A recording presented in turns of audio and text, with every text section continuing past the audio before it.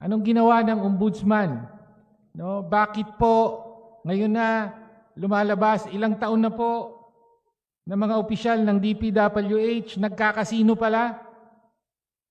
Tapos daan-daang milyon ang nilalaro, tinataya at kinatatalo pa sa kasino.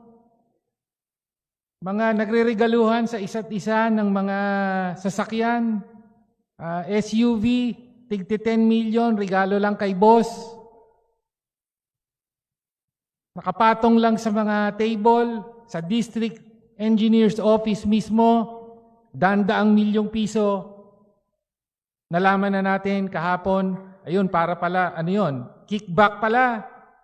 Pinangalanan pa yung mga politiko na pagbabayaran, yung billiard table, mahigit kalahating bilyong piso sa isang transaksyon lamang. Kaya po muli, anyari, asan ang ombudsman?